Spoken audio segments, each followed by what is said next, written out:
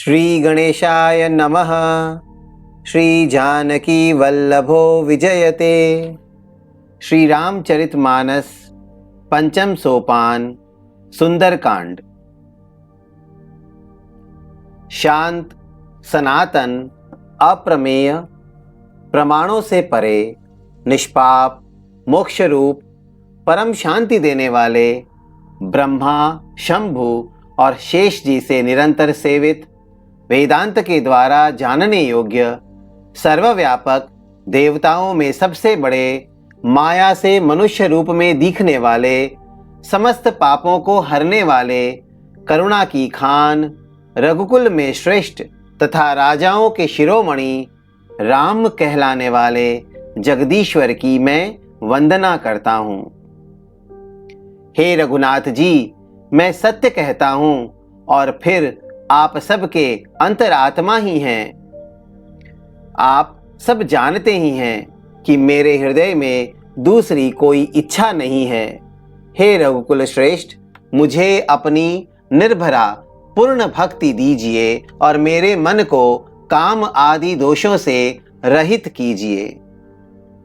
अतुल बल के धाम, सोने के पर्वत सुमेरु के समान कांति युक्त शरीर वाले दैत्य रूपी वन को ध्वंस करने के लिए अग्नि रूप, ज्ञानियों में अग्रगण्य, संपूर्ण गुणों के निधान, वानरों के स्वामी, श्री रघुनाथ जी के प्रिय भक्त पवन पुत्र श्री हनुमान जी को मैं प्रणाम करता हूँ। जाम्बवान के सुंदर वचन सुनकर हनुमान जी के हृदय को बहुत ही भाए। वे बोले, हे भाई, तुम लोग दुख सहकर, कंद मूल फल खाकर तब तक मेरी राह देखना जब तक मैं सीता जी को देखकर लौट न आऊं। काम अवश्य होगा, क्योंकि मुझे बहुत ही हर्ष हो रहा है। यह कहकर और सबको मस्तक नवाकर तथा हृदय में श्री रघुनाथ जी को धारण करके हनुमान जी हर्षित होकर चले। समुद्र के तीर पर एक सुंदर पर्वत था। हनुमान जी खेल से ही अनायासी कूदकर उसके ऊपर जा चढ़े और बार बार श्री रघुवीर का स्मरण करके अत्यंत बलवान हनुमान जी उस पर से बड़े वेग से उछले। जिस पर्वत पर हनुमान जी पैर रखकर चले, जिस पर से वे उछले, वह तुरंत ही पाताल में धंस गया। जैसे श्री रघुनाथ जी का अमोघ बाण चलता है, उसी तरह हनुमान जी चले। समुद्र ने उन्हें श्री रघुनाथ जी का दूत समझकर मैनाक पर्वत से कहा कि हे मैनाक, तू इनकी थकावट दूर करने वाला हो, अर्थात अपने ऊपर इन्हें विश्राम दे। हनुमान जी ने उसे हाथ से छू दिया, फिर प्रणाम करके कहा, भाई, श्री रामचंद्र जी का काम किए बिना मुझे विश्राम कहाँ। देवताओं ने पवन पुत्र हनुमान जी को जाते हुए देखा। उनकी विशेष बल बुद्धि को जानने के लिए परीक्षार्थ उन्होंने सुरसा नामक सर्पों की माता को भेजा। उसने आकर हनुमान जी से यह बात कही, आज देवताओं ने मुझे भोजन दिया है। यह वचन सुनकर पवन कुमार हनुमान जी ने कहा, श्री राम जी का कार्य करके मैं लौट आऊं और सीता जी की खबर प्रभु को सुना दूं, तब मैं आकर तुम्हारे मुंह में घुस जाऊंगा। तुम मुझे खा लेना। हे माता, मैं सत्य कहता हूं, अभी मुझे जाने दो। जब किसी भी उपाय से उसने जाने नहीं दिया, तब हनुमान जी ने कहा, तो फिर मुझे खा न ले। उसने योजन भर 4 कोस में मुंह फैलाया। तब हनुमान जी ने अपने शरीर को उससे दूना बढ़ा लिया। उसने 16 योजन का मुख किया। हनुमान जी तुरंत ही 32 योजन के हो गए। जैसे जैसे सुरसा मुख का विस्तार बढ़ाती थी, हनुमान जी उसका दूना रूप दिखलाते थे। उसने 100 योजन 400 कोस का मुख किया। तब हनुमान जी ने बहुत ही छोटा रूप धारण कर लिया और वे उसके मुख में घुसकर तुरंत फिर बाहर निकल आए और उसे सिर नवाकर विदा मांगने लगे। उसने कहा, मैंने तुम्हारे बुद्धि बल का भेद पा लिया। जिसके लिए देवताओं ने मुझे भेजा था। तुम श्री रामचंद्र जी का सब कार्य करोगे, क्योंकि तुम बल बुद्धि के भंडार हो। यह आशीर्वाद देकर वह चली गई। तब हनुमान जी हर्षित होकर चले। समुद्र में एक राक्षसी रहती थी। वह माया करके आकाश में उड़ते हुए पक्षियों को पकड़ लेती थी। आकाश में जो जीव जंतु उड़ा करते थे, वह जल में उनकी परछाई देखकर उस परछाई को पकड़ लेती थी, जिससे वे उड़ नहीं सकते थे और जल में गिर पड़ते थे। इस प्रकार वह सदा आकाश में उड़ने वाले जीवों को खाया करती थी। उसने वही छल हनुमान जी से भी किया। हनुमान जी ने तुरंत ही उसका कपट पहचान लिया। पवन पुत्र धीर बुद्धि वीर श्री हनुमान जी उसको मारकर समुद्र के पार गए। वहां जाकर उन्होंने वन की शोभा देखी। मधु पुष्प रस के लोभ से भंवरे गुंजार कर रहे थे। अनेकों प्रकार के वृक्ष फल फूल से शोभित हैं। पक्षी और पशुओं के समूह को देखकर तो वे मन में बहुत ही प्रसन्न हुए। सामने एक विशाल पर्वत देखकर हनुमान जी भय त्याग कर उस पर दौड़कर जा चढ़े। शिव जी कहते हैं, हे उमा, इसमें वानर हनुमान की कुछ बड़ाई नहीं है। यह प्रभु का प्रताप है जो काल को भी खा जाता है। पर्वत पर चढ़कर उन्होंने लंका देखी। बहुत ही बड़ा किला है, कुछ कहा नहीं जाता। वह अत्यंत ऊंचा है। उसके चारों ओर समुद्र है। सोने के परकोटे चार दीवारी का परम प्रकाश हो रहा है। विचित्र मणियों से जड़ा हुआ सोने का परकोटा है। उसके अंदर बहुत से सुंदर सुंदर घर हैं। चौराहे, बाजार, सुंदर मार्ग और गलियां हैं। सुंदर नगर बहुत प्रकार से सजा हुआ है। हाथी, घोड़े, खच्चरों के समूह तथा पैदल और रथों के समूह को कौन गिन सकता है। अनेक रूपों के राक्षसों के दल हैं। उनकी अत्यंत बलवती सेना वर्णन करते नहीं बनती। वन, बाग, उपवन, बगीचे, फुलवाड़ी, तालाब, कुएं और बावड़ियां सुशोभित हैं। मनुष्य, नाग, देवताओं और गंधर्वों की कन्याएं अपने सौंदर्य से मुनियों के भी मनों को मोह लेती है। कहीं पर्वत के समान विशाल शरीर वाले बड़े ही बलवान मल्ल पहलवान गरज रहे हैं। वे अनेकों अखाड़ों में बहुत प्रकार से भिड़ते और एक दूसरे को ललकारते हैं। भयंकर शरीर वाले करोड़ों योद्धा यत्न करके बड़ी सावधानी से नगर की चारों दिशाओं में सब ओर से रखवाली करते हैं। कहीं दुष्ट राक्षस भैंसों, मनुष्यों, गायों, गधों और बकरों को खा रहे हैं। तुलसीदास जी ने इनकी कथा इसलिए कुछ थोड़ी सी कही है कि ये निश्चय ही श्री रामचंद्र जी के बाण रूपी तीर्थ में शरीरों को त्याग कर परम गति पावेंगे। नगर के बहुसंख्यक रखवालों को देखकर हनुमान जी ने मन में विचार किया कि अत्यंत छोटा रूप धरूं और रात के समय नगर में प्रवेश करूं। हनुमान जी मच्छर के समान छोटा सा रूप धारण कर नर रूप से लीला करने वाले भगवान श्री रामचंद्र जी का स्मरण करके लंका को चले। लंका के द्वार पर लंकिनी नाम की एक राक्षसी रहती थी। वह बोली, मेरा निरादर करके बिना मुझसे पूछे कहाँ चला जा रहा है। हे मूर्ख, तूने मेरा भेद नहीं जाना। जहां तक जितने चोर हैं वे सब मेरे आहार हैं। महाकपि हनुमान जी ने उसे एक घूसा मारा, जिससे वह खून की उल्टी करती हुई पृथ्वी पर लुढ़क पड़ी। वह लंकिनी फिर अपने को संभाल कर उठी और डर के मारे हाथ जोड़कर विनती करने लगी। वह बोली, रावण को जब ब्रह्मा जी ने वर दिया था, तब चलते समय उन्होंने मुझे राक्षसों के विनाश की यह पहचान बता दी थी कि जब तू बंदर के मारने से व्याकुल हो जाए, तब तू राक्षसों का संहार हुआ जान लेना।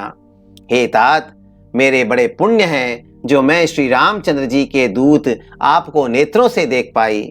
हे तात, स्वर्ग और मोक्ष के सब सुखों को तराजू के एक पलड़े में रखा जाए तो भी वे सब मिलकर दूसरे पलड़े पर रखे हुए उस सुख के बराबर नहीं हो सकते जो लव क्षण मात्र के सत्संग से होता है। अयोध्यापुरी के राजा श्री रघुनाथ जी को हृदय में रखे हुए नगर में प्रवेश करके सब काम कीजिए, उसके लिए विष अमृत हो जाता है।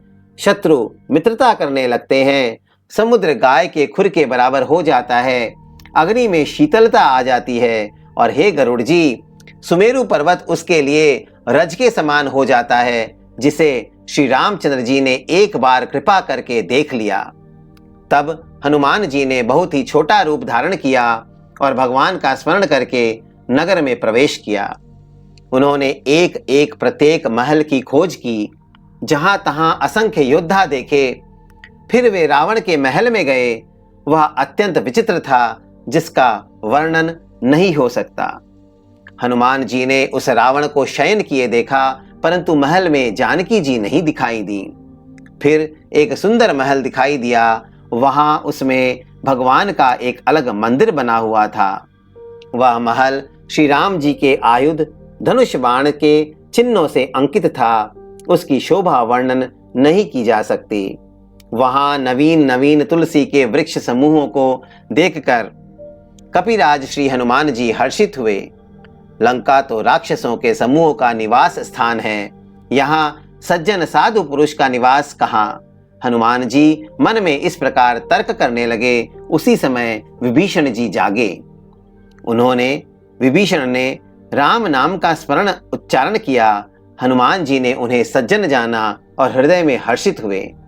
हनुमान जी ने विचार किया कि इनसे हट करके अपनी ओर से ही परिचय करूंगा, क्योंकि साधु से कार्य की हानि नहीं होती, प्रत्युत लाभ ही होता है। ब्राह्मण का रूप धरकर हनुमान जी ने उन्हें वचन सुनाए, पुकारा। सुनते ही विभीषण जी उठकर वहां आए, प्रणाम करके कुशल पूछी और कहा कि हे ब्राह्मण देव, अपनी कथा समझा कर कहिए। क्या आप हरि भक्तों में से कोई हैं? क्योंकि आपको देखकर मेरे हृदय में अत्यंत प्रेम उमड़ रहा है। अथवा क्या आप दीनों से प्रेम करने वाले स्वयं श्री राम जी ही हैं, जो मुझे बड़भागी बनाने घर बैठे दर्शन देकर कृतार्थ करने आए हैं? तब हनुमान जी ने श्री रामचंद्र जी की सारी कथा कहकर अपना नाम बताया। सुनते ही दोनों के शरीर पुलकित हो गए और श्री राम जी के गुण समूहों का स्मरण करके दोनों के मन प्रेम और आनंद में मग्न हो गए। विभीषण जी ने कहा, हे पवन पुत्र, मेरी रहनी सुनो। मैं यहाँ वैसे ही रहता हूँ जैसे दांतों के बीच में बेचारी जीभ। हे तात, मुझे अनाथ जानकर सूर्य कुल के नाथ श्री रामचंद्र जी क्या कभी मुझ पर कृपा करेंगे? मेरा तामसी राक्षस शरीर होने से साधन तो कुछ बनता नहीं, और न मन में श्री रामचंद्र जी के चरण कमलों में प्रेम ही है। परंतु हे हनुमान, अब मुझे विश्वास हो गया कि श्री राम जी की मुझ पर कृपा है, क्योंकि हरि की कृपा के बिना संत नहीं मिलते। जब श्री रघुवीर ने कृपा की है, तभी तो आपने मुझे हट करके अपनी ओर से दर्शन दिए हैं। हनुमान जी ने कहा, हे विभीषण जी, सुनिए, प्रभु की यही रीति है कि वे सेवक पर सदा ही प्रेम किया करते हैं। भला कहिए, मैं ही कौन बड़ा कुलीन हूँ, जाति का चंचल बानर हूँ और सब प्रकार से नीच हूँ। प्रातःकाल जो हम लोगों बंदरों का नाम ले ले, तो उस दिन उसे भोजन न मिले। हे सखा, सुनिए, मैं ऐसा अधम हूँ, पर श्री रामचंद्र जी ने तो मुझ पर भी कृपा ही की है।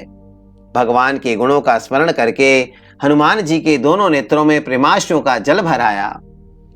जो जानते हुए भी ऐसे स्वामी श्री रघुनाथ जी को भुलाकर विषयों के पीछे भटकते फिरते हैं, वे दुखी क्यों न हों। इस प्रकार श्री राम जी के गुण समूहों को कहते हुए उन्होंने अनिर्वचनीय परम शांति प्राप्त की। फिर विभीषण जी ने श्री जानकी जी जिस प्रकार वहां लंका में रहती थीं, वह सब कथा कही। तब हनुमान जी ने कहा, हे भाई सुनो, मैं जानकी माता को देखना चाहता हूँ। विभीषण जी ने माता के दर्शन की सब युक्तियां उपाय कह सुनाई। तब हनुमान जी विदा लेकर चले। फिर वही पहले का मसक सरीखा रूप धरकर वहां गए, जहां अशोक वन में वन के जिस भाग में सीता जी रहती थी। सीता जी को देखकर हनुमान जी ने उन्हें मन ही में प्रणाम किया। उन्हें बैठे ही बैठे रात्रि के चारों पहर बीत जाते हैं। शरीर दुबला हो गया है, सिर पर जटाओं की एक वेणी लट है। हृदय में श्री रघुनाथ जी के गुण समूहों का जाप स्मरण करती रहती हैं। श्री जानकी जी नेत्रों को अपने चरणों में लगाए हुए हैं, नीचे की ओर देख रही हैं और मन श्री राम जी के चरण कमलों में लीन है। जानकी जी को दीन दुखी देखकर पवन पुत्र हनुमान जी बहुत ही दुखी हुए। हनुमान जी वृक्ष के पत्तों में छिपे रहे और विचार करने लगे कि हे भाई, क्या करूं, इनका दुख कैसे दूर करूं।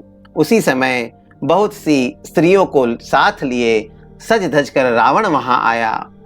उस दुष्ट ने सीता जी को बहुत प्रकार से समझाया, साम दान भय और भेद दिखलाया। रावण ने कहा, हे सुमुखी, हे सयानी, सुनो, मंदोदरी आदि सब रानियों को मैं तुम्हारी दासी बना दूंगा। यह मेरा प्रण है, तुम एक बार मेरी ओर देखो तो सही। अपने परम स्नेही कौशलाधीश श्री रामचंद्र जी का स्मरण करके जानकी जी तिनके की आड़ पर्दा करके कहने लगी, हे दशमुख, सुन, जुगनू के प्रकाश से कभी कमलिनी खिल सकती है। जानकी जी फिर कहती हैं, तू अपने लिए भी ऐसा ही मन में समझ ले रे दुष्ट, तुझे श्री रघुवीर के बाण की खबर नहीं है। रे पापी, तू मुझे सूने में हर लाया है। रे अधम निर्लज्ज, तुझे लज्जा नहीं आती। अपने को जुगनू के समान और श्री रामचंद्र जी को सूर्य के समान सुनकर और सीता जी के कठोर वचनों को सुनकर रावण तलवार निकालकर बड़े गुस्से में आकर बोला, सीता, तूने मेरा अपमान किया है। मैं तेरा सिर इस कठोर कृपाण से काट डालूंगा, नहीं तो अब भी जल्दी मेरी बात मान ले। हे सुमुखी, नहीं तो जीवन से हाथ धोना पड़ेगा।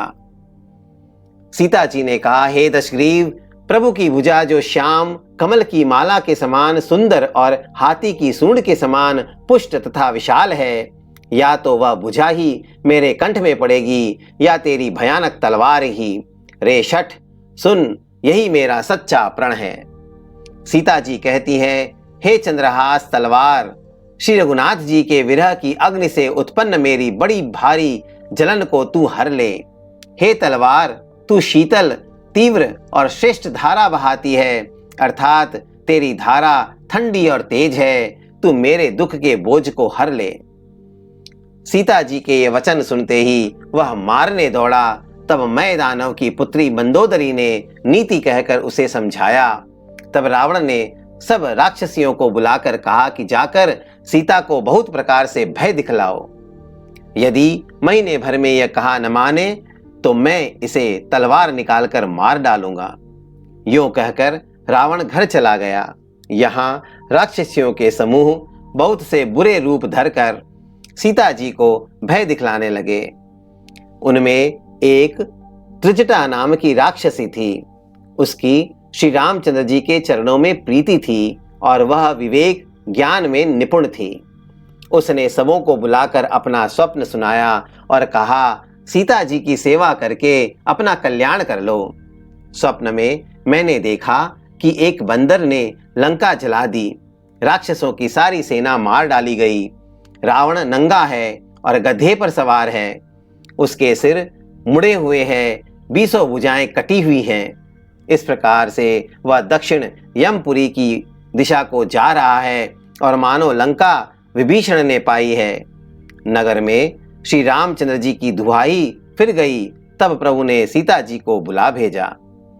मैं पुकार कर निश्चय के साथ कहती हूं कि यह स्वप्न कुछ ही दिनों बाद सत्य होकर रहेगा। उसके वचन सुनकर वे सब राक्षसियां डर गईं और जानकी जी के चरणों पर गिर पड़ीं।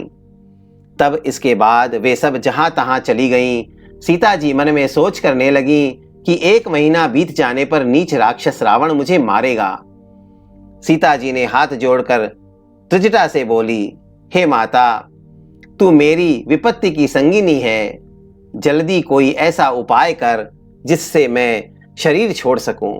विरह असह्य हो चला है, अब यह सहा नहीं जाता।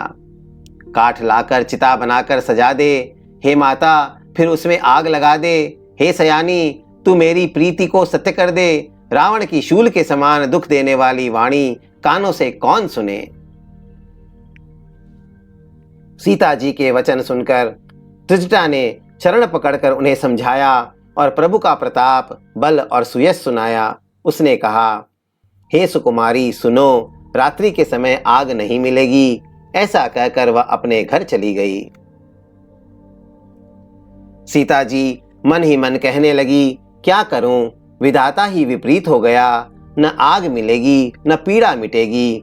आकाश में अंगारे प्रकट दिखाई दे रहे हैं, पर पृथ्वी पर एक भी तारा नहीं आता।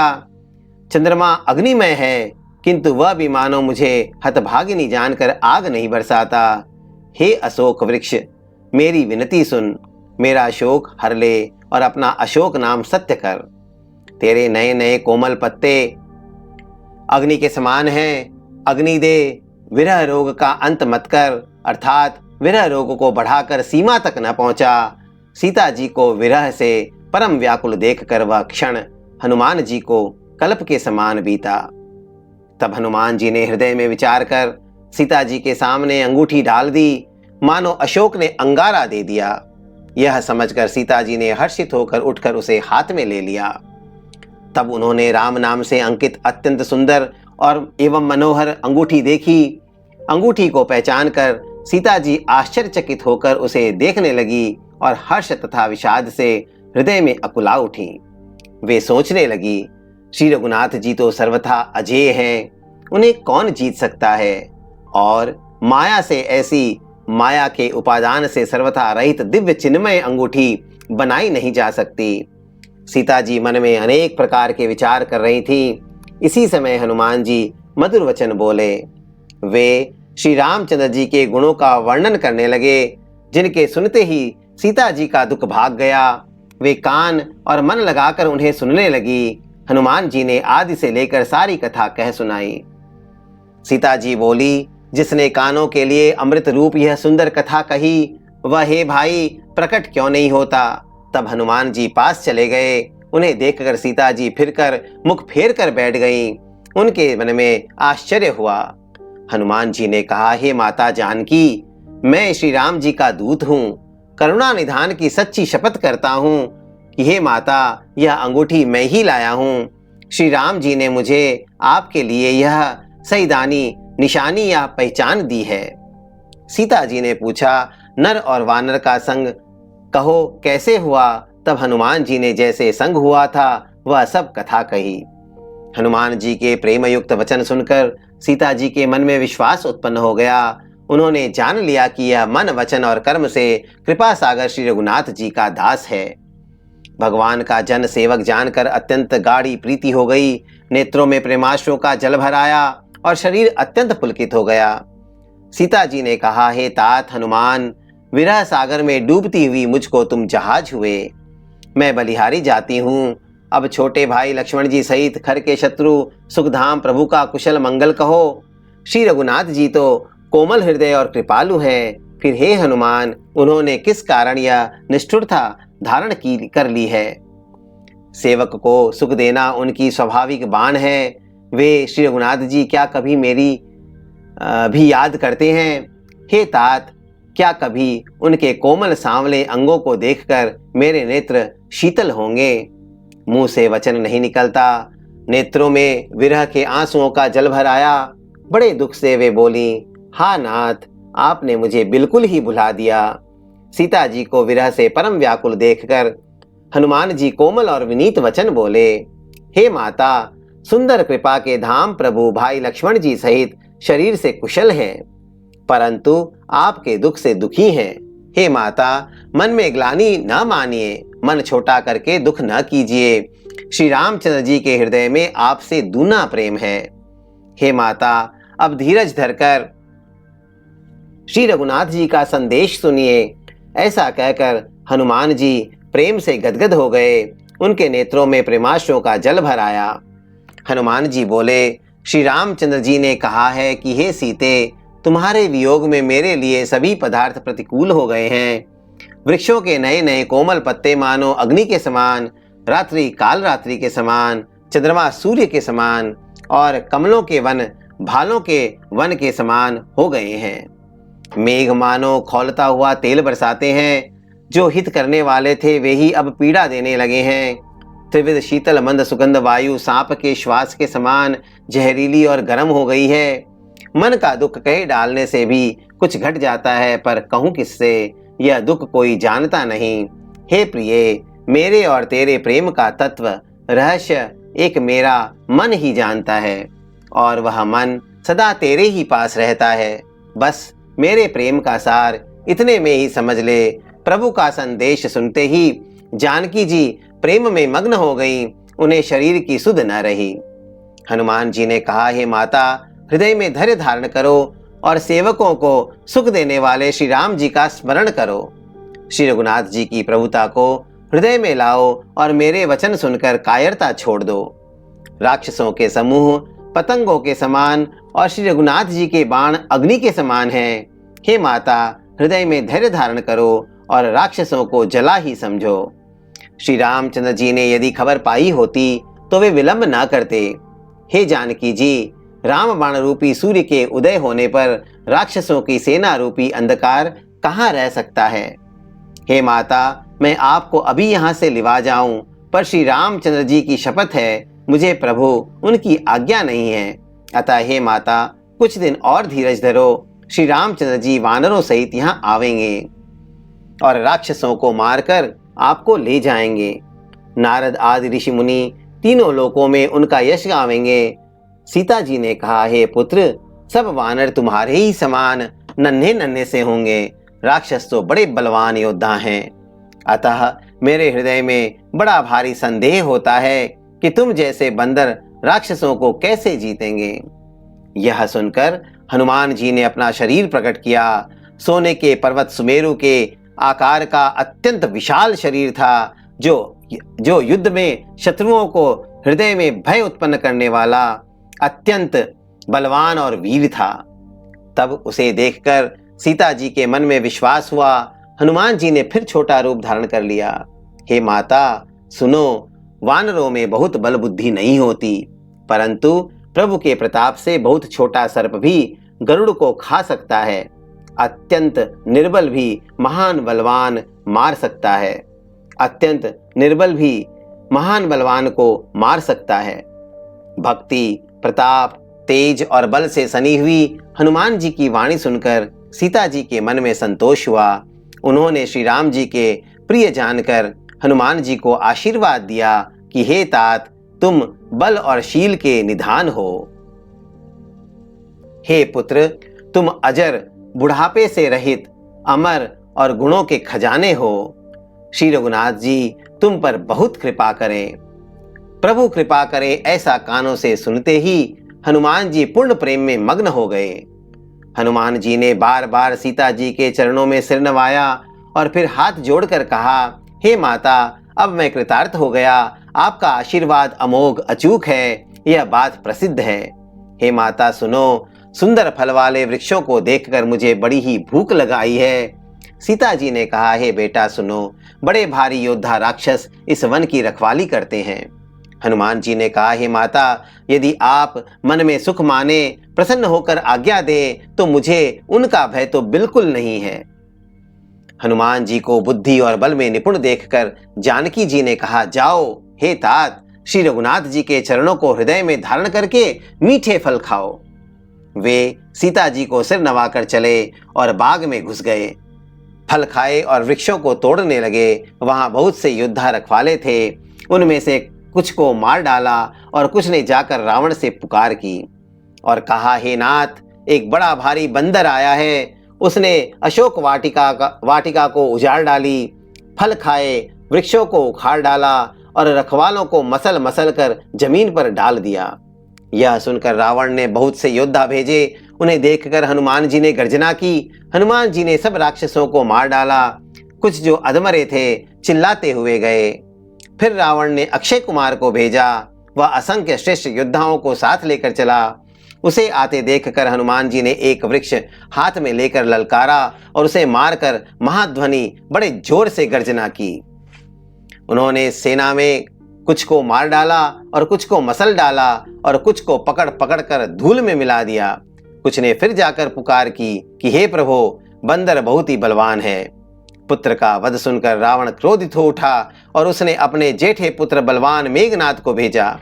उसने कहा कि हे पुत्र, मारना नहीं, उसे बांध लाना। उस बंदर को देखा जाए कि कहां का है। इंद्र को जीतने वाला अतुलनीय योद्धा मेघनाद चला। भाई का मारा जाना सुन उसे क्रोध हो आया। हनुमान जी ने देखा कि अब की भयानक योद्धा आया है, तब वे कटकटा कर गरजे और दौड़े। उन्होंने एक बहुत बड़ा वृक्ष उखाड़ लिया और उसके प्रहार से लंकेश्वर रावण के पुत्र मेघनाद को बिना रथ का कर दिया। रथ को तोड़कर उसे नीचे पटक दिया। उसके साथ जो बड़े बड़े योद्धा थे उनको पकड़ पकड़ कर हनुमान जी अपने शरीर से मसलने लगे। उन सब को मारकर फिर मेघनाद से लड़ने लगे। लड़ते हुए वे ऐसे मालूम होते थे मानो 2 गजराज श्रेष्ठ हाथी भिड़ गए हों। हनुमान जी उसे एक घूसा मारकर वृक्ष पर जा चढ़े।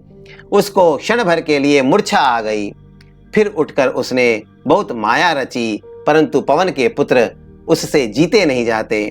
अंत में उसने ब्रह्मास्त्र का संधान प्रयोग किया। तब हनुमान जी ने मन में विचार किया कि यदि ब्रह्मास्त्र को नहीं मानता हूं तो उसकी अपार महिमा मिट जाएगी। उसने हनुमान जी को ब्रह्म बाण मारा, जिसके लगते ही वे वृक्ष से नीचे गिर पड़े, परंतु गिरते समय भी उन्होंने बहुत सी सेना मार डाली।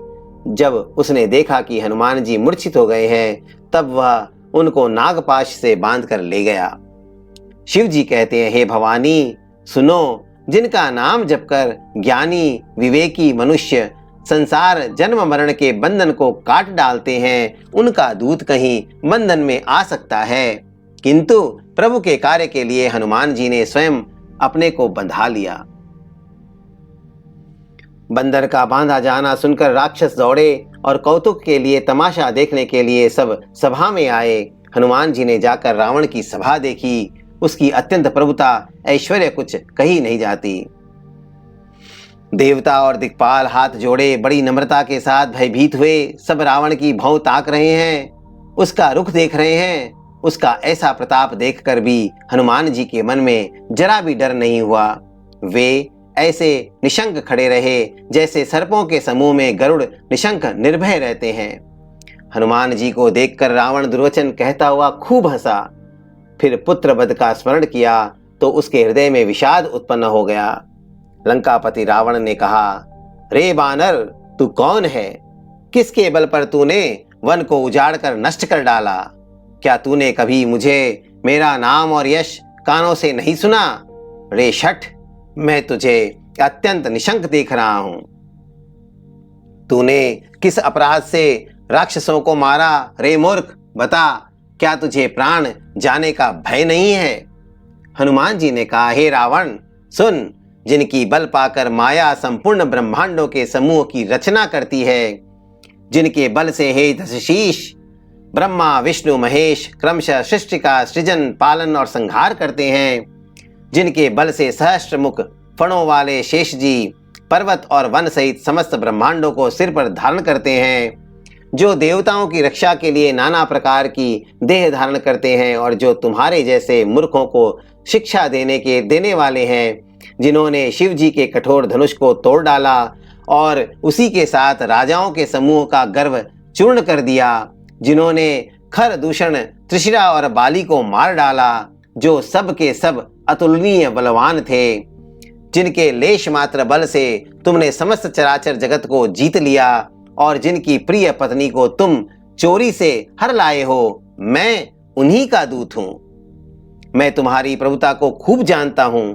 सहस्त्रबाहु से तुम्हारी लड़ाई हुई थी और बाली से युद्ध करके तुमने यश प्राप्त किया था। हनुमान जी के मार्मिक वचन सुनकर रावण ने हंसकर बात टाल दी।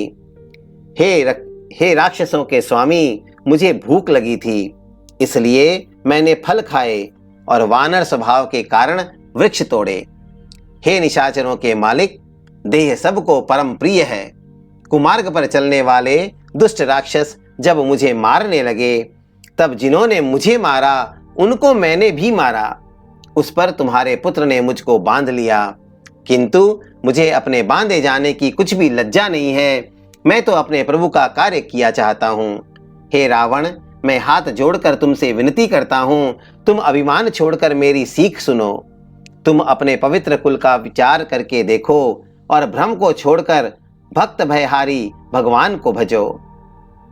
जो देवता, राक्षस और समस्त चराचर को खा जाता है, वह काल भी जिनके डर से अत्यंत डरता है, उनसे कदापि वैर न करो और मेरे कहने से जानकी जी को दे दो।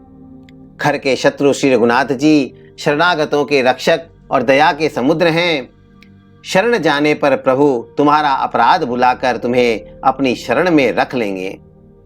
तुम श्री राम जी के चरण कमलों को हृदय में धारण करो और लंका का अचल राज्य करो। ऋषि पुलस्त्य जी का यश निर्मल चंद्रमा के समान है, उस चंद्रमा में तुम कलंक न बनो। राम नाम के बिना वाणी शोभा नहीं पाती। मद मोह को छोड़कर विचार कर देखो। हे देवताओं के शत्रु, सब गहनों से सजी हुई सुंदरी स्त्री भी कपड़ों के बिना नंगी शोभा नहीं पाती। राम विमुख पुरुष की संपत्ति और प्रभुता रही हुई भी चली जाती है और उसका पाना न पाने के समान है। जिन नदियों के मूल में कोई जल स्रोत नहीं है, अर्थात जिन्हें केवल बरसात का ही आसरा है, वे वर्षा बीत जाने पर फिर तुरंत ही सूख जाती हैं। हे रावण, सुनो, मैं प्रतिज्ञा करके कहता हूं कि राम विमुख की रक्षा करने वाला कोई भी नहीं है। हजारों शंकर, विष्णु और ब्रह्मा भी श्री राम जी के साथ द्रोह करने वाले तुमको नहीं बचा सकते। मोह ही जिसका मूल है, ऐसे अज्ञान जनित बहुत पीड़ा देने वाले तमरूप अभिमान का त्याग कर दो और रघुकुल के स्वामी, कृपा के समुद्र भगवान श्री रामचंद्र जी का भजन करो। यद्यपि हनुमान जी ने भक्ति, ज्ञान, वैराग्य और नीति से सनी हुई बहुत ही हित की वाणी कही, तो भी वह महान अभिमानी रावण बहुत हंसकर व्यंग से बोला कि हमें यह बंदर बड़ा ज्ञानी गुरु मिला। रे दुष्ट, तेरी मृत्यु निकट आ गई है। अधम, मुझे शिक्षा देने चला है। हनुमान जी ने कहा, इससे उल्टा ही होगा, अर्थात मृत्यु तेरी निकट आई है, मेरी नहीं। यह तेरा मति भ्रम, बुद्धि का फेर है, मैंने प्रत्यक्ष जान लिया है। हनुमान जी के वचन सुनकर वह बहुत ही कुपित हो गया और बोला, अरे इस मूर्ख का प्राण शीघ्र ही क्यों नहीं हर लेते। सुनते ही राक्षस उन्हें मारने दौड़े। उसी समय मंत्रियों के साथ विभीषण जी वहां आ पहुंचे। उन्होंने सिर नवाकर और बहुत विनय करके रावण से कहा कि दूत को मारना उचित नहीं, मारना नहीं चाहिए, यह नीति के विरुद्ध है। हे गोसाई, कोई दूसरा दंड दिया जाए। सबने कहा, भाई यह सलाह उत्तम है। यह सुनते ही रावण हंसकर बोला, अच्छा तो बंदर को अंग भंग करके भेज लौटा दिया जाए। मैं सबको समझाकर कहता हूं कि बंदर की ममता पूंछ पर होती है, अतः तेल में कपड़ा डुबोकर उसे इसकी पूंछ में बांधकर फिर आग लगा दो। जब बिना पूंछ का यह बंदर वहां अपने स्वामी के पास जाएगा, तब यह मूर्ख अपने मालिक को साथ ले आएगा। जिनकी इसने बहुत बड़ाई की है, मैं जरा उनकी प्रभुता सामर्थ्य तो देखूं। यह वचन सुनते ही हनुमान जी मन में मुस्कुराए और मन ही मन बोले कि मैं जान गया, सरस्वती जी इसे ऐसी बुद्धि देने में सहायक हुई हैं। रावण के वचन सुनकर मूर्ख राक्षस वही पूंछ में आग लगाने की तैयारी करने लगे। पूंछ के लपेटने में इतना कपड़ा और घी तेल लगा कि नगर में कपड़ा, घी और तेल नहीं रह गया। हनुमान जी ने ऐसा खेल किया कि पूंछ बढ़ गई, लंबी हो गई। नगरवासी लोग तमाशा देखने आए। वे हनुमान जी को पैर से ठोकर मारते हैं और उनकी बहुत हंसी करते हैं। ढोल बजते हैं, सब लोग तालियां पीटते हैं। हनुमान जी को नगर में फिराकर फिर पूंछ में आग लगा दी। अग्नि को जलते हुए देखकर हनुमान जी तुरंत ही बहुत छोटे रूप में हो गए। बंधन से निकलकर वे सोने की अटारियों पर जा चढ़े। उनको देखकर राक्षसों की स्त्रियां भयभीत हो गईं। उस समय भगवान की प्रेरणा से 49 पवन चलने लगे। हनुमान जी अट्टहास करके गरजे और बढ़कर आकाश से जा लगे। देह बड़ी विशाल परंतु बहुत ही हल्की फुर्तीली है। वे दौड़कर एक महल से दूसरे महल पर चढ़ जाते हैं। नगर जल रहा है, लोग बेहाल हो गए हैं। आग की करोड़ों भयंकर लपटें झपट रही हैं। हाय बप्पा, हाय मैया, इस अवसर पर हमें कौन बचावेगा? चारों ओर यही पुकार सुनाई पड़ रही है। हमने तो पहले ही कहा था कि यह वानर नहीं है, वानर का रूप धरे कोई देवता है। साधु के अपमान का यह फल है कि नगर अनाथ के नगर की तरह जल रहा है। हनुमान जी ने एक ही क्षण में सारा नगर जला डाला, एक विभीषण का घर नहीं जलाया। शिव जी कहते हैं, हे पार्वती, जिन्होंने अग्नि को बनाया, हनुमान जी उन्हीं के दूत हैं, इसी कारण वे अग्नि से नहीं जले। हनुमान जी ने उलट पलट कर एक ओर से दूसरी ओर तक सारी लंका जला दी। फिर वे समुद्र में कूद पड़े। पूंछ बुझाकर, थकावट दूर करके और फिर छोटा सा रूप धारण कर हनुमान जी श्री जानकी जी के सामने हाथ जोड़कर जा खड़े हुए। हनुमान जी ने कहा, हे माता, मुझे कोई चिन्ह पहचान दीजिए, जैसे श्री रघुनाथ जी ने मुझे दिया था। तब सीता जी ने चूड़ामणि उतार कर दी। हनुमान जी ने उसको हर्षपूर्वक ले लिया। जानकी जी ने कहा, हे तात, मेरा प्रणाम निवेदन करना और इस प्रकार कहना, हे प्रभु, यद्यपि आप सब प्रकार से पूर्ण काम हैं, आपको किसी प्रकार की कामना नहीं है, तथापि दीनों दुखियों पर दया करना आपका विरध है और मैं दीन हूँ। अतः उस विरध को याद करके हे नाथ, मेरे भारी संकट को दूर कीजिए। हे तात, इंद्रपुत्र जयंत की कथा घटना सुनाना और प्रभु को उनके बाण का प्रताप समझाना, स्मरण कराना। यदि महीने भर में नाथ न आए तो फिर मुझे जीती न पाएंगे। हे हनुमान, कहो मैं किस प्रकार प्राण रखूं? हे तात, तुम भी अब जाने को कह रहे हो। तुमको देखकर छाती ठंडी हुई थी, फिर मुझे वही दिन और वही रात। हनुमान जी ने जानकी जी को समझाकर बहुत प्रकार से धीरज दिया और उनके चरण कमलों में सिर नवाकर श्री राम जी के पास गमन किया। चलते समय उन्होंने महाध्वनि से भारी गर्जन किया, जिसे सुनकर राक्षसों की स्त्रियों के गर्भ गिरने लगे। समुद्र लांग कर वे इस पार आए और उन्होंने वानरों को किलकिला शब्द हर्षध्वनि सुनाया। हनुमान जी को देखकर सब हर्षित हो गए और तब वानरों ने अपना नया जन्म समझा। हनुमान जी का मुख प्रसन्न है और शरीर में तेज विराजमान है, जिससे उन्होंने समझ लिया कि ये श्री रामचंद्र जी का कार्य कर आए हैं। सब हनुमान जी से मिले और बहुत ही सुखी हुए, जैसे तड़पती हुई मछली को जल मिल गया हो। सब हर्षित होकर नए नए इतिहास वृत्तांत पूछते कहते हुए श्री रघुनाथ जी के पास चले। तब सब लोग मधुवन के भीतर आए और अंगद की सम्मति से सबने मधुर फल या मधु और फल खाए। तब रखवाले बरजने लगे। तब घूसों की मार मारते ही सब रखवाले भाग छूटे। उन सब ने जाकर पुकारा कि युवराज अंगद वन उजाड़ रहे हैं। यह सुनकर सुग्रीव हर्षित हुए कि बानर प्रभु का कार्य कर आए हैं। यदि सीता जी की खबर न पाई होती तो क्या वे मधुवन के फल खा सकते थे? इस प्रकार राजा सुग्रीव मन में विचार कर ही रहे थे कि समाज सहित वानर वहां आ गए। सब ने आकर सुग्रीव के चरणों में सिर नवाया। कपिराज सुग्रीव सभी से बड़े प्रेम के साथ मिले। उन्होंने कुशल पूछी। तब वानरों ने उत्तर दिया, आपके चरणों के दर्शन से सब कुशल है।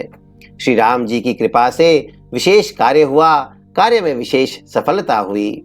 हे नाथ, हनुमान ने सब कार्य किया और सब वानरों के प्राण बचा लिए। यह सुनकर सुग्रीव जी ने हनुमान जी से फिर मिले और सब वानरों समेत श्री रघुनाथ जी के पास चले। श्री राम जी ने जब वानरों को कार्य किए हुए आते देखा, तब उनके मन में विशेष हर्ष हुआ। दोनों भाई स्फटिक शिला पर बैठे थे। सब वानर जाकर उनके चरणों पर गिर पड़े। दया की राशि श्री रघुनाथ जी सबसे प्रेम सहित गले लगकर मिले और कुशल पूछी। वानरों ने कहा, हे नाथ, आपके चरण कमलों के दर्शन पाने से अब कुशल हैं। जामवान ने कहा, हे रघुनाथ जी सुनिए। हे नाथ, जिस पर आप दया करते हैं उसे सदा कल्याण और निरंतर कुशल है। देवता, मनुष्य और मुनि सभी उस पर प्रसन्न रहते हैं। वही विजयी है, वही विनयी है और वही गुणों का समुद्र बन जाता है। उसी का सुंदर यश तीनों लोकों में प्रकाशित होता है। प्रभु की कृपा से सब कार्य हुआ, आज हमारा जन्म सफल हो गया। हे नाथ, पवन पुत्र हनुमान ने जो करनी की उसका 1000 मुखों से भी वर्णन नहीं किया जा सकता। तब जामवान ने हनुमान जी के सुंदर चरित्र कार्य श्री रघुनाथ जी को सुनाए। वे चरित्र सुनने पर कृपा निधि श्री रामचंद्र जी के मन को बहुत ही अच्छे लगे। उन्होंने हर्षित होकर हनुमान जी का फिर हृदय से लगा लिया और कहा, हे तात, कहो सीता किस प्रकार रहती है और अपने प्राणों की रक्षा करती है। हनुमान जी ने कहा, आपका नाम रात दिन पहरा देने वाला है, आपका ध्यान ही किवाड़ है, नेत्रों को अपने चरणों में लगाए रहती हैं, यही ताला लगा है, फिर प्राण जाए तो किस मार्ग से। चलते समय उन्होंने मुझे चूड़ामणि उतार कर दी। श्री रघुनाथ जी ने उसे लेकर हृदय से लगा लिया। हनुमान जी ने फिर कहा, हे नाथ, दोनों नेत्रों में जल भरकर जानकी जी ने मुझसे कुछ वचन कहे। छोटे भाई समेत प्रभु के चरण पकड़ना और कहना कि आप दीन बंधु हैं, शरणागत के दुखों को हरने वाले हैं और मैं मन वचन और कर्म से आपके चरणों की अनुरागिनी हूँ। फिर स्वामी, आपने मुझे किस अपराध से त्याग दिया? हाँ, एक दोष मैं अपना अवश्य मानती हूँ कि आपका वियोग होते ही मेरे प्राण नहीं चले गए, किंतु हे नाथ, यह तो नेत्रों का अपराध है जो प्राणों के निकलने में हठपूर्वक बाधा देते हैं। विरह अग्नि है, शरीर रुई है और श्वास पवन है।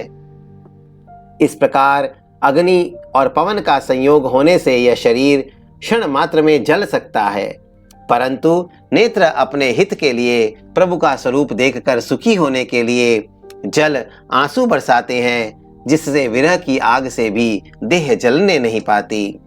सीता जी की विपत्ति बहुत बड़ी है।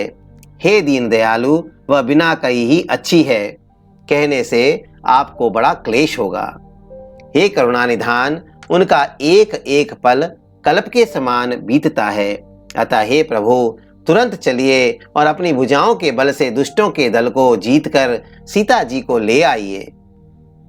सीता जी का दुख सुनकर सुख के धाम प्रभु के कमल नेत्रों में जल भर आया और वे बोले, मन वचन और शरीर से जिसे मेरी ही गति मेरा ही आश्रय है, उसे क्या स्वप्न में भी विपत्ति हो सकती है। हनुमान जी ने कहा, हे प्रभु, विपत्ति तो वही तभी है जब आपका भजन स्मरण न हो। हे प्रभु, राक्षसों की बात ही कितनी है, आप शत्रु को जीतकर जानकी जी को ले आवेंगे। भगवान कहने लगे, हे हनुमान, सुन, तेरे समान मेरा उपकारी देवता, मनुष्य अथवा मुनि कोई भी शरीरधारी नहीं है। मैं तेरा प्रत्युपकार बदले में उपकार तो क्या करूं, मेरा मन भी तेरे सामने नहीं हो सकता। हे पुत्र, सुन, मैंने मन में खूब विचार करके देख लिया कि मैं तुझसे उऋण नहीं हो सकता। देवताओं के रक्षक प्रभु बार बार हनुमान जी को देख रहे हैं। नेत्रों में प्रेमाश्रुओं का जल भरा है और शरीर अत्यंत पुलकित है। प्रभु के वचन सुनकर और उनके प्रसन्न मुख तथा पुलकित अंगों को देखकर हनुमान जी हर्षित हो गए और प्रेम में विकल होकर, हे भगवान, मेरी रक्षा करो कहते हुए श्री राम जी के चरणों में गिर पड़े। प्रभु उनको बार बार उठाना चाहते हैं, परंतु प्रेम में डूबे हुए हनुमान जी को चरणों से उठाना सुहाता नहीं। प्रभु का कर कमल हनुमान जी के सिर पर है। उस स्थिति का स्मरण करके शिव जी प्रेम मग्न हो गए। फिर मन को सावधान करके शंकर जी अत्यंत सुंदर कथा कहने लगे। हनुमान जी को उठाकर प्रभु ने हृदय से लगा लिया और हाथ पकड़कर अत्यंत निकट बैठा लिया। हे हनुमान, बताओ तो, रावण के द्वारा सुरक्षित लंका और उसके बड़े बांके किले को तुमने किस तरह जलाया। हनुमान जी ने प्रभु को प्रसन्न जाना और वे अभिमान रहित वचन बोले।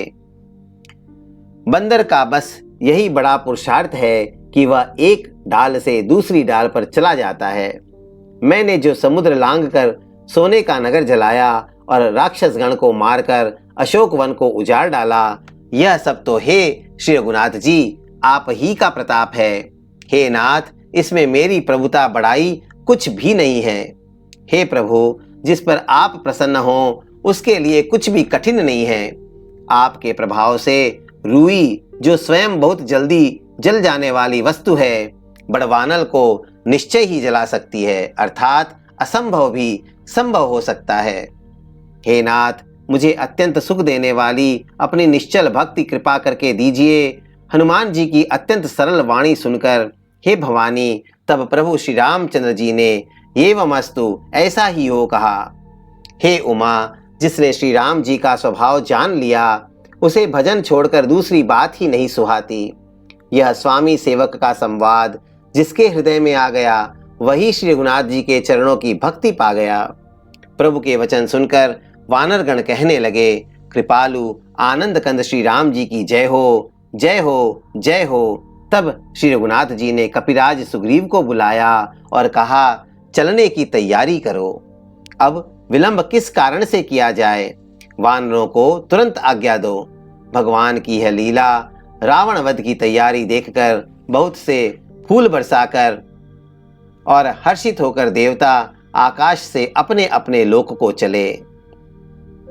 वानर राज सुग्रीव ने शीघ्र ही वानरों को बुलाया। सेनापतियों के समूह आ गए। वानर भालुओं के झुंड अनेक रंगों के हैं और उनमें अतुलनीय बल है। वे प्रभु के चरण कमलों में सिर नवाते हैं। महान बलवान रीछ और वानर गरज रहे हैं। श्री राम जी ने वानरों की सारी सेना देखी, तब कमल नेत्रों से कृपा पूर्वक उनकी ओर दृष्टि डाली। राम कृपा का बल पाकर श्रेष्ठ वानर मानो पंख वाले बड़े पर्वत हो गए। तब श्री राम जी ने हर्षित होकर प्रस्थान कूच किया।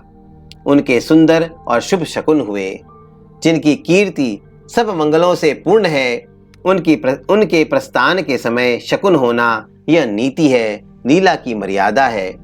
प्रभु का प्रस्थान जानकी जी ने भी जान लिया। उनके बाएं अंग फड़क फड़क कर मानो कह देते हैं कि राम जी आ रहे हैं। जानकी जी को जो जो शकुन होते हैं, वही वही रावण के लिए अपशकुन हुए। सेना चली, उसका वर्णन कौन कर सकता है। असंख्य बानर और भालू गर्जना कर रहे हैं। नख ही जिनके शस्त्र हैं, वे इच्छानुसार सर्वत्र बेरोक टोक चलने वाले रीछ बानर पर्वतों और वृक्षों को धारण किए हुए कोई आकाश मार्ग से और कोई पृथ्वी पर चले जा रहे हैं। वे सिंह के समान गर्जना कर रहे हैं। उनके चलने की गर्जन से दिशाओं के हाथी विचलित होकर चिंघाड़ रहे हैं। दिशाओं के हाथी चिंघाड़ने लगे, पृथ्वी डोलने लगी, पर्वत चंचल हो गए, कांपने लगे और समुद्र खलबला उठे। गंधर्व देवता मुनि नाग किन्नर सब के सब मन में हर्षित हुए कि अब हमारे दुख टल गए। अनेकों करोड़ भयानक वानर योद्धा कटकटा रहे हैं और करोड़ों ही दौड़ रहे हैं। प्रबल प्रताप कौशलनाथ श्री रामचंद्र जी की जय हो, ऐसा पुकारते हुए वे उनके गुण समूहों को गा रहे हैं। उदार परम श्रेष्ठ एवं महान सर्पराज शेष जी भी सेना का बोझ नहीं सह सकते। वे बार बार मोहित हो जाते हैं, घबरा जाते हैं और पुनः पुनः कच्छप की कठोर पीठ को दांतों से पकड़ते हैं। ऐसा करते अर्थात बार बार दांतों को गड़ाकर कच्छप की पीठ पर लकीर सी खींचते हुए वे कैसे शोभा दे रहे हैं, मानो श्री रामचंद्र जी की सुंदर प्रस्थान यात्रा को परम सुहावनी जानकर उनकी अचल पवित्र कथा को सर्पराज शेष जी कच्छप की पीठ पर लिख रहे हों। इस प्रकार कृपा निधान श्री राम जी समुद्र तट पर जा उतरे। अनेकों रीछ बानर वीर जहां तहां फल खाने लगे।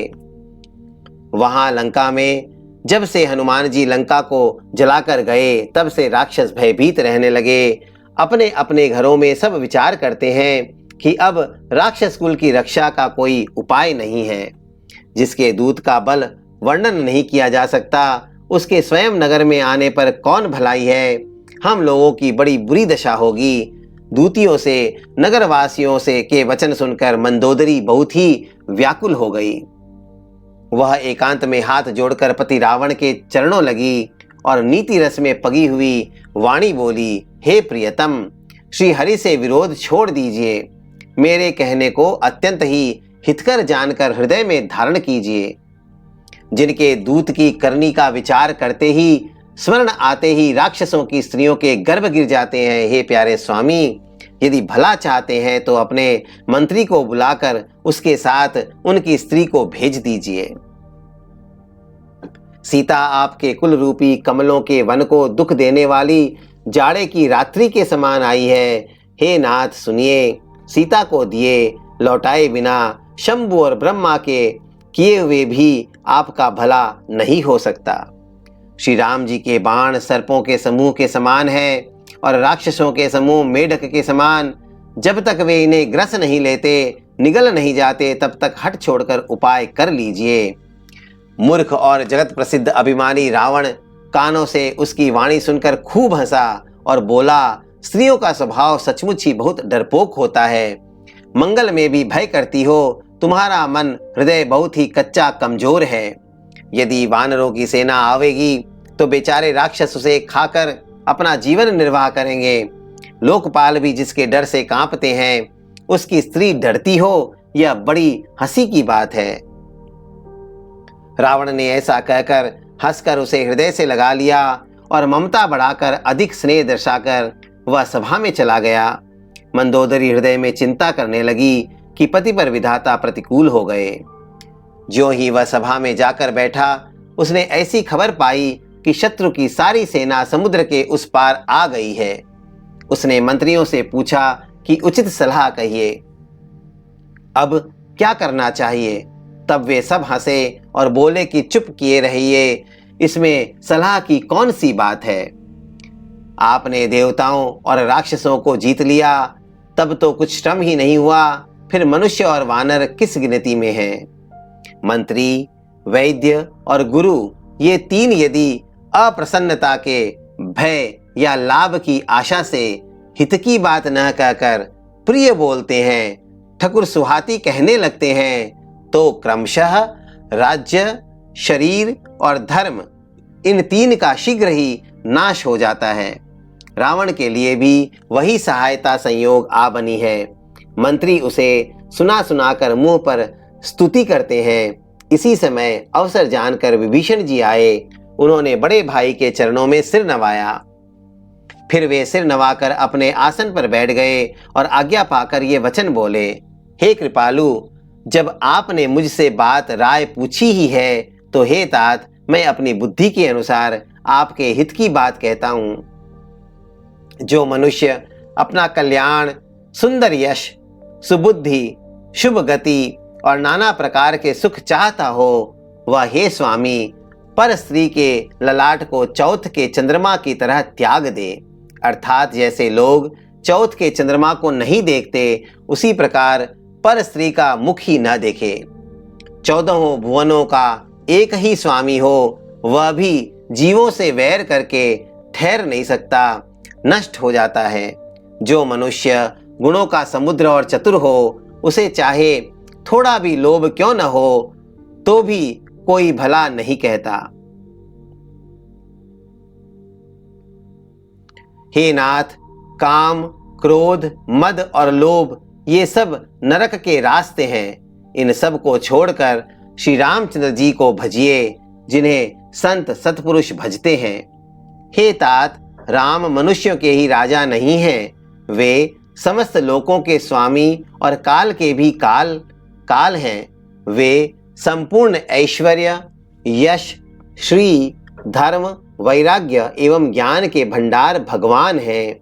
वे निरामय, विकार रहित, अजन्मा, व्यापक, अजेय, अनादि और अनंत ब्रह्म हैं। उन कृपा के समुद्र भगवान ने पृथ्वी, ब्राह्मण, गौ और देवताओं के हित करने के लिए ही मनुष्य शरीर धारण किया है। हे भाई सुनिए, वे सेवकों को आनंद देने वाले, दुष्टों के समूहों का नाश करने वाले और वेद तथा धर्म की रक्षा करने वाले हैं। वैर त्याग कर उन्हें मस्तक नवाइए। वे श्री रघुनाथ जी शरणागत का दुख नाश करने वाले हैं। हे नाथ, उन प्रभु सर्वेश्वर को जानकी जी दे दीजिए और बिना ही कारण स्नेह करने वाले श्री राम जी को भजिए। जिसे संपूर्ण जगत से द्रोह करने का पाप लगा है, शरण जाने पर प्रभु उसका भी त्याग नहीं करते।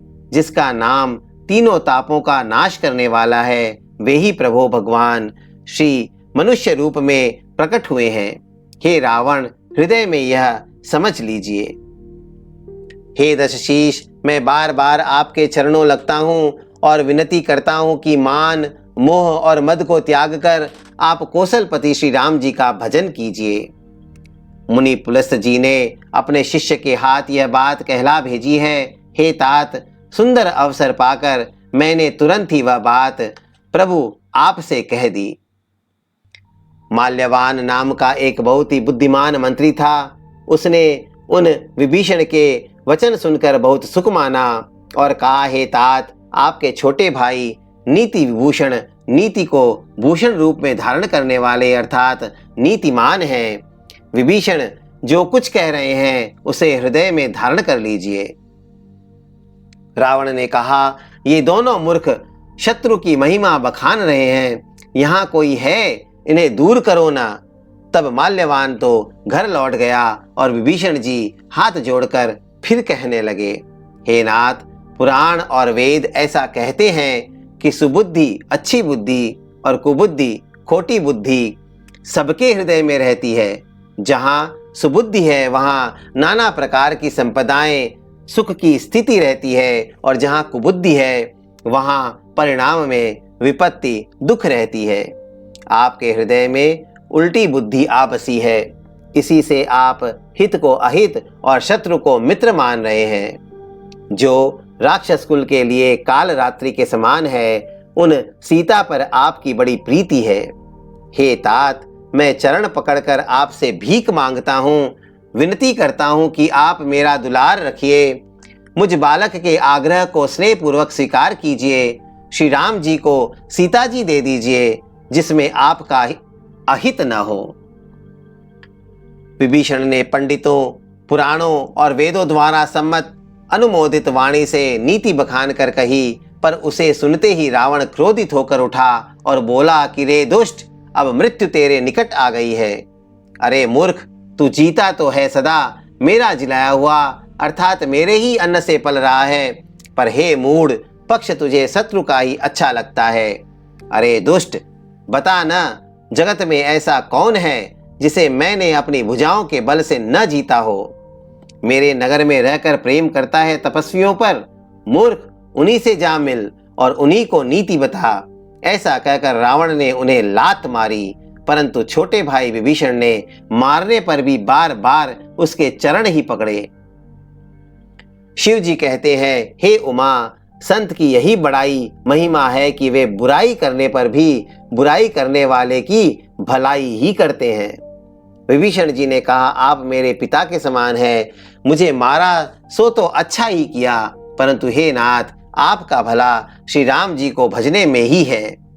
इतना कहकर विभीषण अपने मंत्रियों को साथ लेकर आकाश मार्ग में गए और सबको सुनाकर वे ऐसा कहने लगे, श्री राम जी सत्य संकल्प एवं सर्व समर्थ प्रभु हैं, और हे रावण, तुम्हारी सभा काल के वश है, अतः मैं अब श्री रघुवीर की शरण जाता हूं, मुझे दोष न देना।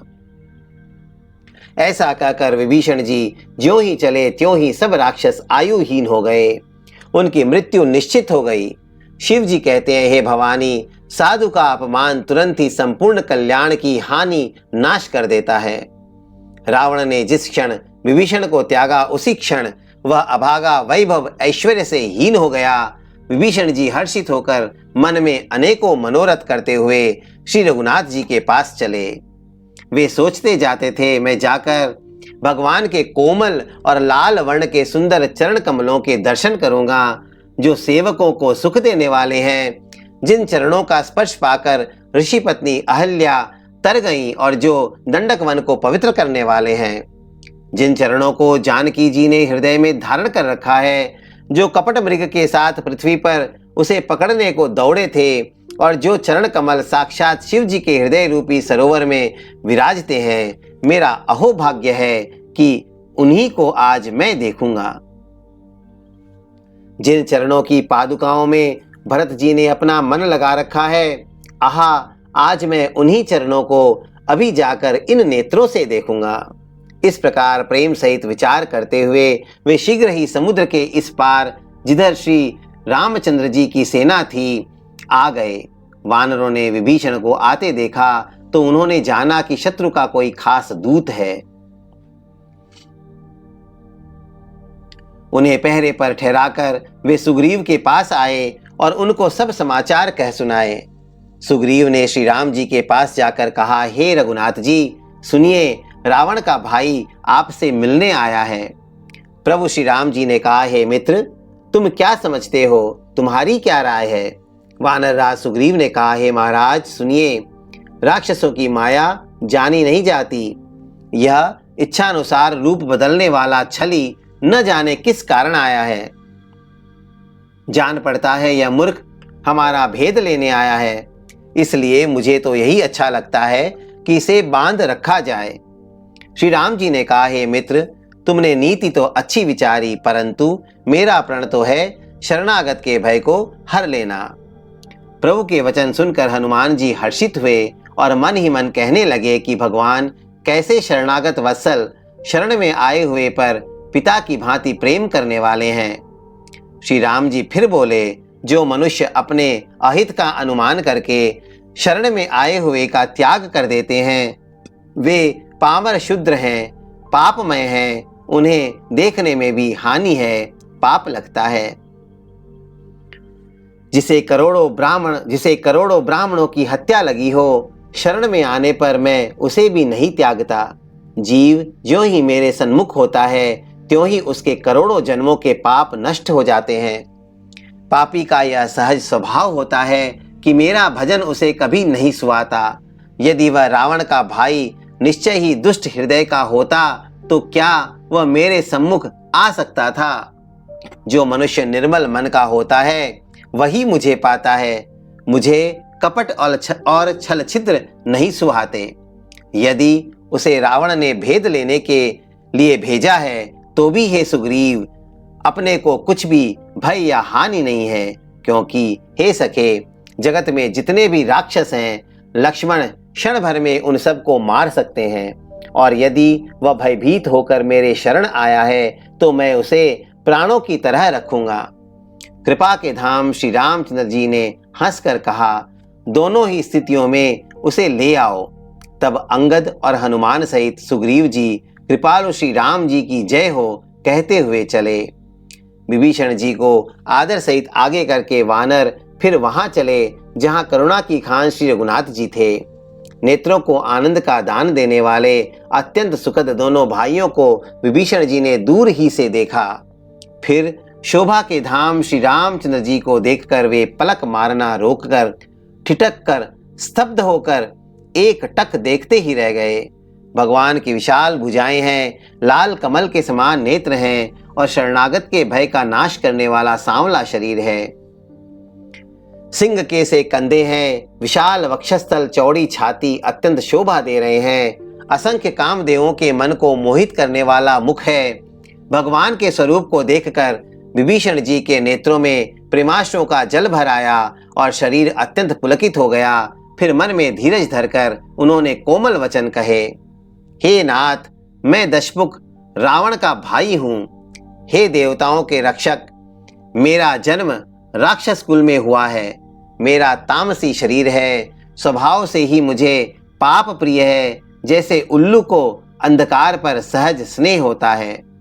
मैं कानों से आपका सुयश सुनकर आया हूं कि प्रभु भव जन्म मरण के भय का नाश करने वाले हैं। हे दुखियों के दुख दूर करने वाले और शरणागत को सुख देने वाले श्री रघुवीर, मेरी रक्षा कीजिए, रक्षा कीजिए। प्रभु ने उन्हें ऐसा कहकर दंडवत करते देखा तो वे अत्यंत हर्षित होकर तुरंत उठे। विभीषण जी के दीन वचन सुनने पर प्रभु के मन को बहुत ही भाए। उन्होंने अपनी विशाल भुजाओं से पकड़कर उनको हृदय से लगा लिया। छोटे भाई लक्ष्मण जी सहित गले मिलकर उनको अपने पास बैठाकर श्री राम जी भक्तों के भय को हरने वाले वचन बोले, हे लंकेश, परिवार सहित अपनी कुशल कहो। तुम्हारा निवास बुरी जगह पर है, दिन रात दुष्टों की मंडली में बसते हो। ऐसी दशा में हे सखे, तुम्हारा धर्म किस प्रकार निभता है। मैं तुम्हारी सब रीति आचार व्यवहार जानता हूं। तुम अत्यंत नीति निपुण हो, तुम्हें अनीति नहीं सुहाती। हे तात, नरक में रहना वरम अच्छा है, परंतु विधाता दुष्ट का संग कभी न दे। विभीषण जी ने कहा, हे रघुनाथ जी, अब आपके चरणों का दर्शन कर कुशल से हूं, जो आपने अपना सेवक जानकर मुझ पर दया की है। तब तक जीव की कुशल नहीं, और न स्वप्न में भी उसके मन को शांति है, जब तक वह शोक के घर काम विषय कामना को छोड़कर श्री राम जी को नहीं भजता। लोभ, मोह, मत्सर, डाह, मद और मान आदि अनेकों दुष्ट तभी तक हृदय में बसते हैं, जब तक कि धनुष बाण और कमर में तरकस धारण किए हुए श्री रघुनाथ जी हृदय में नहीं बसते। ममता पूर्ण अंधेरी रात है, जो राग द्वेष रूपी उल्लुओं को सुख देने वाली है। वह ममता रूपी रात्रि तभी तक जीव के मन में बसती है, जब तक प्रभु आपका प्रताप रूपी सूर्य उदय नहीं होता। हे श्री राम जी, आपके चरणारविंद के दर्शन कर अब मैं कुशल से हूँ, मेरे भारी भय मिट गए। हे कृपालु, आप जिस पर अनुकूल होते हैं, उसे तीनों प्रकार के भवशूल, आध्यात्मिक, आदि दैविक और आदि भौतिक ताप नहीं व्यापते। मैं अत्यंत नीच स्वभाव का राक्षस हूँ। मैंने कभी शुभ आचरण नहीं किया, जिनका रूप मुनियों के भी ध्यान में नहीं आता, उन प्रभु ने स्वयं हर्षित होकर मुझे हृदय से लगा लिया। हे कृपा और सुख के पुंज श्री राम जी, मेरा अत्यंत असीम सौभाग्य है, जो मैंने ब्रह्मा और शिव जी के द्वारा सेवित युगल चरण कमलों को अपने नेत्रों से देखा।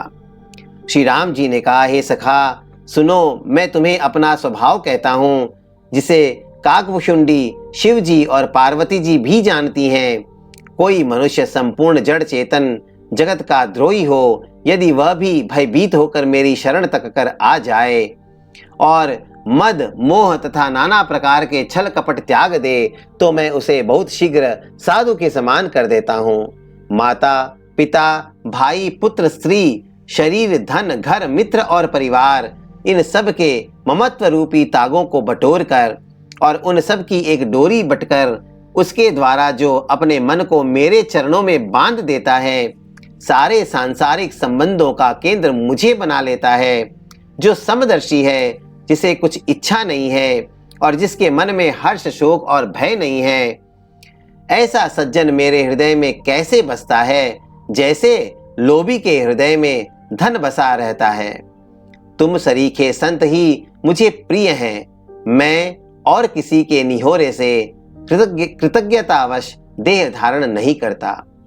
जो सगुण साकार भगवान के उपासक हैं, दूसरे के हित में लगे रहते हैं, नीति और नियमों में दृढ़ हैं और जिन्हें ब्राह्मणों के चरणों में प्रेम है, वे मनुष्य मेरे प्राणों के समान हैं।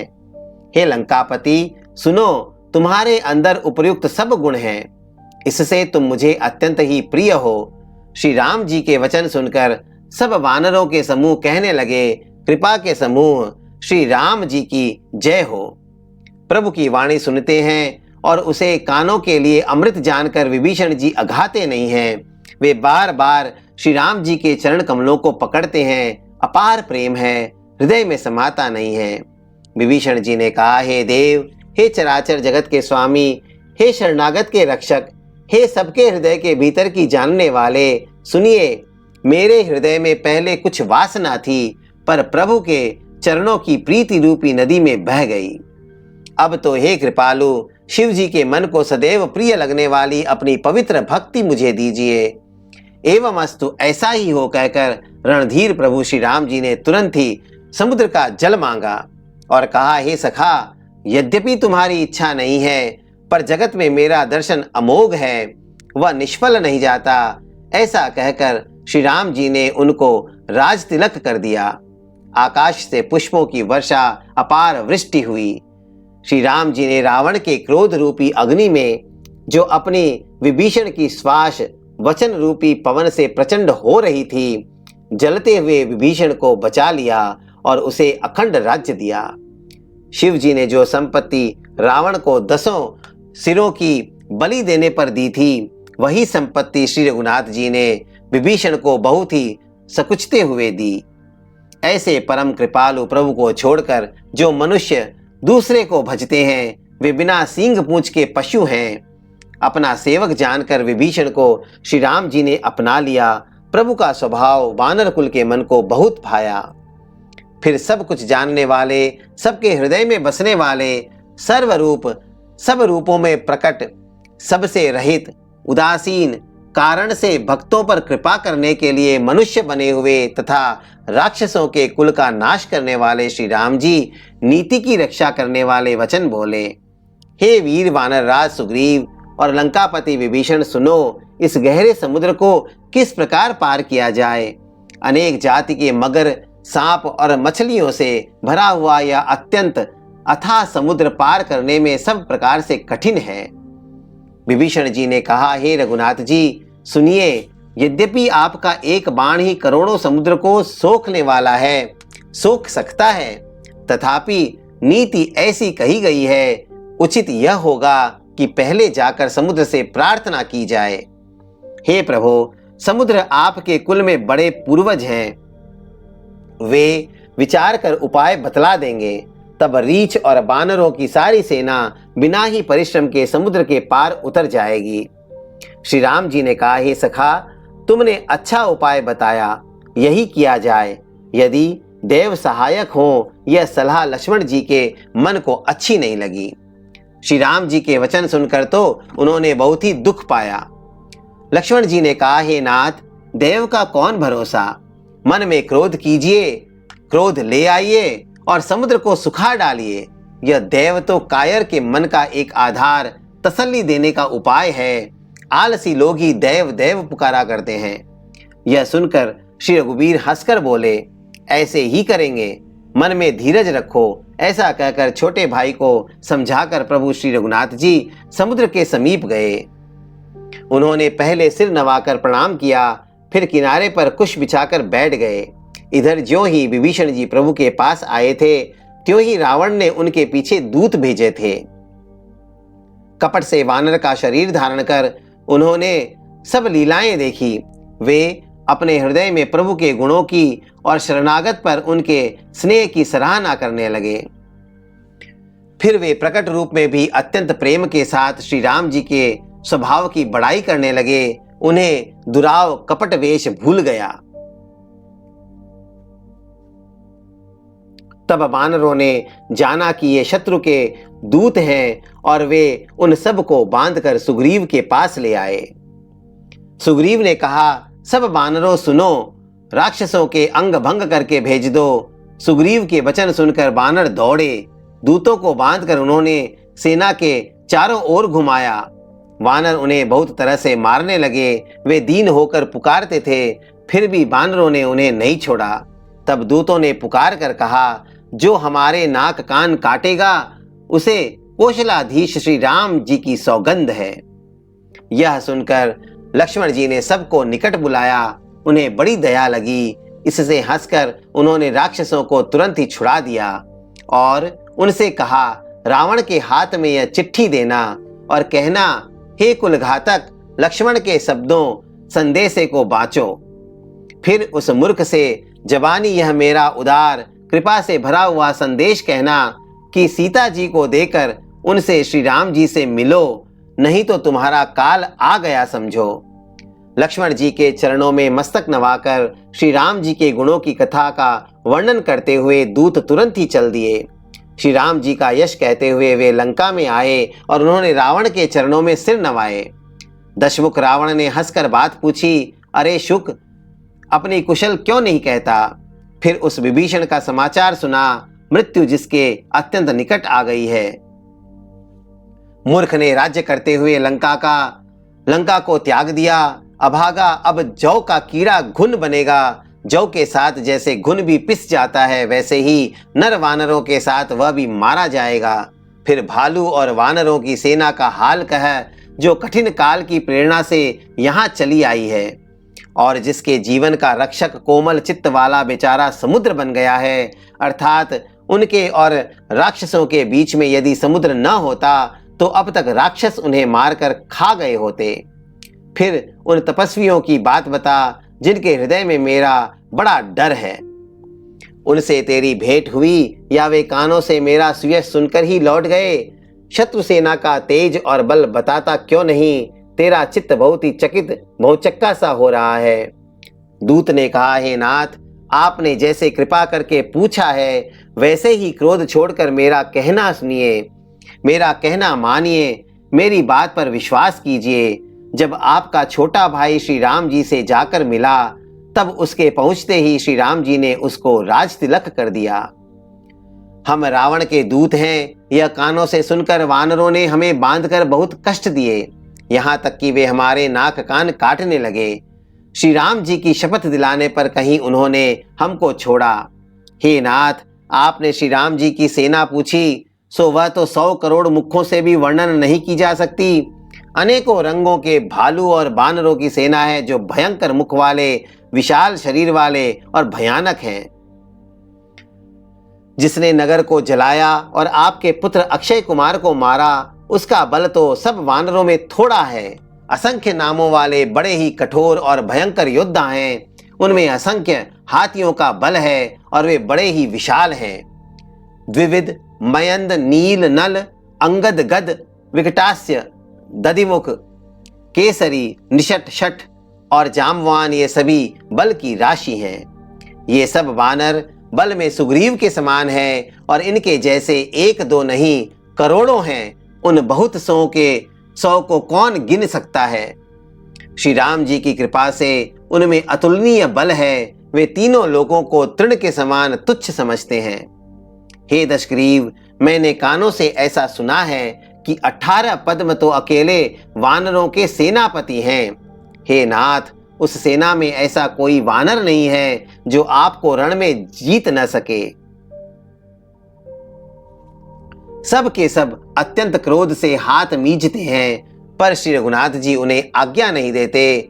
हम मछलियों और सांपों सहित समुद्रों को सोख लेंगे, नहीं तो बड़े बड़े पर्वतों से उसे भरकर पूरे पाट देंगे और रावण को मसलकर धूल में मिला देंगे।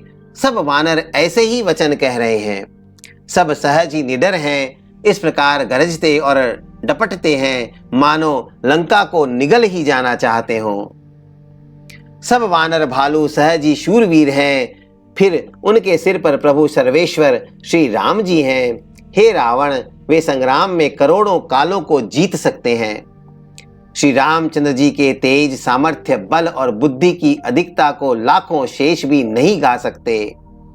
वे एक ही बाण से सैकड़ों समुद्र को सोख सकते हैं, परंतु नीति निपुण श्री रामचंद्र जी ने नीति की रक्षा के लिए आपके भाई से उपाय पूछा। उनके आपके भाई के वचन सुनकर वे श्री राम जी समुद्र से राह मांग रहे हैं। उनके मन में कृपा भरी है, इसलिए वे उसे सोखते नहीं। दूत के वचन सुनते ही रावण खूब हंसा और बोला, जब ऐसी बुद्धि है तभी तो वानरों को सहायक बनाया है। स्वाभाविक ही डरपोक विभीषण के वचन को प्रमाण करके उन्होंने समुद्र से मचलना बाल हट ठाना है। अरे मूर्ख, झूठी बड़ाई क्या करता है? बस मैंने शत्रु राम के बल और बुद्धि की थाह पाली। जिसके विभीषण जैसा डरपोक मंत्री हो, उसे जगत में विजय और विभूति ऐश्वर्य कहाँ। दुष्ट रावण के वचन सुनकर दूत को क्रोध बढ़ाया। उसने मौका समझकर पत्रिका निकाली और कहा, श्री राम जी के छोटे भाई लक्ष्मण ने यह पत्रिका दी है। हे नाथ, इसे बचवाकर छाती ठंडी कीजिए। रावण ने हंसकर उसे बाएं हाथ से लिया और मंत्री को बुलवाकर वह मूर्ख उसे बचाने लगा। पत्रिका में लिखा था, अरे मूर्ख, केवल बातों से ही मन को रिझाकर अपने कुल को नष्ट भ्रष्ट न कर। श्री राम जी से विरोध करके तू विष्णु, ब्रह्मा और महेश की शरण जाने पर भी नहीं बचेगा।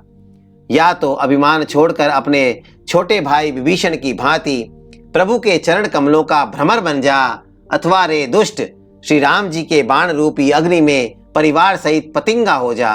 दोनों में से जो अच्छा लगे सो कर। पत्रिका सुनते ही रावण मन में भयभीत हो गया, परंतु मुख से ऊपर से मुस्कुराता हुआ वह सबको सुनाकर कहने लगा, जैसे कोई पृथ्वी पर पड़ा हुआ हाथ से आकाश को पकड़ने की चेष्टा करता हो, वैसे ही यह छोटा तपस्वी लक्ष्मण वाग विलास करता है, डींग हाँकता है। शुक दूत ने कहा, हे नाथ, अभिमानी स्वभाव को छोड़कर इस पत्र में लिखी सब बात को सत्य समझिए। क्रोध छोड़कर मेरा वचन सुनिए। हे नाथ, श्री राम जी से वैर त्याग दीजिए। यद्यपि श्री रघुवीर समस्त लोकों के स्वामी हैं, पर उनका स्वभाव अत्यंत ही कोमल है। मिलते ही प्रभु आप पर कृपा करेंगे और आपका एक भी अपराध वे हृदय में नहीं रखेंगे। जानकी जी श्री रघुनाथ जी को दे दीजिए। हे प्रभु, इतना कहना मेरा कीजिए। जब उस दूत ने जानकी जी को देने के लिए कहा, तब दुष्ट रावण ने उसको लात मारी। वह भी विभीषण की भांति चरणों में सिर नवाकर वहीं चला जहां कृपा सागर श्री रघुनाथ जी थे। प्रणाम करके उसने अपनी कथा सुनाई और श्री राम जी की कृपा से अपनी गति मुनि का स्वरूप पाई। शिव जी कहते हैं, हे भवानी, वह ज्ञानी मुनि था। अगस्त ऋषि के शाप से राक्षस हो गया था। बार बार श्री राम जी के चरणों की वंदना करके वह मुनि अपने आश्रम को चला गया। इधर 3 दिन बीत गए, किंतु जड़ समुद्र विनय नहीं मानता। तब श्री राम जी क्रोध सहित बोले, बिना भय के प्रीति नहीं होती। हे लक्ष्मण, धनुष बाण लाओ, मैं अग्नि बाण से समुद्र को सोख डालूं। मूर्ख से विनय, कुटिल के साथ प्रीति, स्वाभाविक ही कंजूस से सुंदर नीति, उदारता का उपदेश, ममता में फंसे हुए मनुष्य से ज्ञान की कथा, अत्यंत लोभी से वैराग्य का वर्णन, क्रोधी से शम शांति की बात और कामी से भगवान की कथा। इनका वैसा ही फल होता है जैसा ऊसर में बीज बोने से होता है, अर्थात ऊसर में बीज बोने की भांति यह सब व्यर्थ जाता है। ऐसा कहकर श्री रघुनाथ जी ने धनुष चढ़ाया। यह मत लक्ष्मण जी के मन को बहुत अच्छा लगा। प्रभु ने भयानक अग्नि बाण संधान किया, जिससे समुद्र के हृदय के अंदर अग्नि की ज्वाला उठी। मगर, सांप तथा मछलियों के समूह व्याकुल हो गए।